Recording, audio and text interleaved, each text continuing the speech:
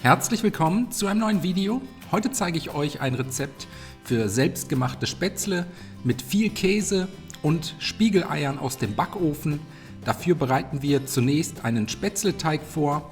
500 Gramm Weizenmehl, ich habe hier 550er Mehl genommen, 5 normal große Eier, 300 Milliliter Mineralwasser mit Kohlensäure und einen Esslöffel Salz in eine Rührschüssel geben und dann mit einem Löffel oder einem Mixer für 2 bis 3 Minuten möglichst klumpfrei miteinander verrühren. Wenn das erledigt ist, einen großen Topf mit reichlich Salzwasser aufsetzen, erhitzen und sobald das Wasser leicht simmert, können wir anfangen, die Spätzle zuzubereiten. Dafür den Teig portionsweise in eine Spätzlepresse oder eine Spätzlereibe geben und durchstreichen.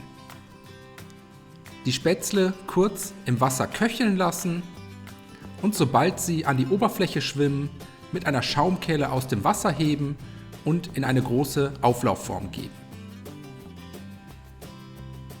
Das Ganze anschließend für den restlichen Teig wie gesehen wiederholen.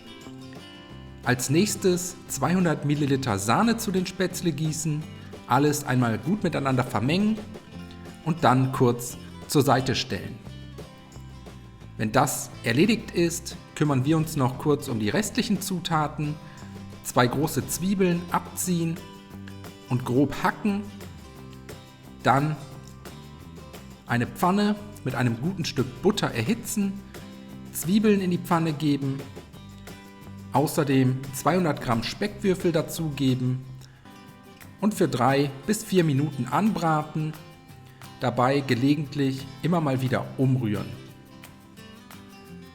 Nebenbei noch 150 bis 200 Gramm Käse reiben.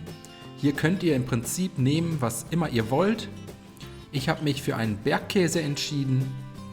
Und sobald die Zwiebeln schön glasig sind und der Speck etwas Farbe hat, ebenfalls zu den Spätzle in die Auflaufform geben, alles einmal kurz unterrühren. Danach noch den Käse dazugeben, den Käse auch kurz unter die Spätzle heben, das Ganze eventuell nochmals mit etwas Pfeffer und gegebenenfalls Salz abschmecken und so kommen die Käsespätzle dann in den vorgeheizten Backofen bei 200 Grad Ober- und Unterhitze für etwa 20 Minuten. Nach 20 Minuten die Auflaufform wieder aus dem Ofen holen. Jetzt kommen wir zu den Spiegeleiern.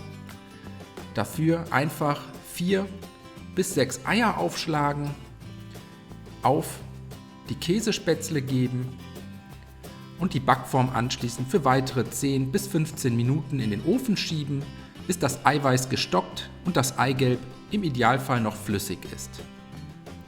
So sehen die Käsespätzle dann nach dem Backen aus. Leicht gebräunte Spätzle, geschmolzener Käse und ein Spiegelei obendrauf. Die Käsespätzle jetzt auf Tellern verteilen, mit etwas gehacktem Schnittlauch garnieren und dann wünsche ich euch einen guten Appetit. Ich hoffe, euch hat das Video gefallen. Viel Spaß beim Nachkochen. Bis zum nächsten Mal.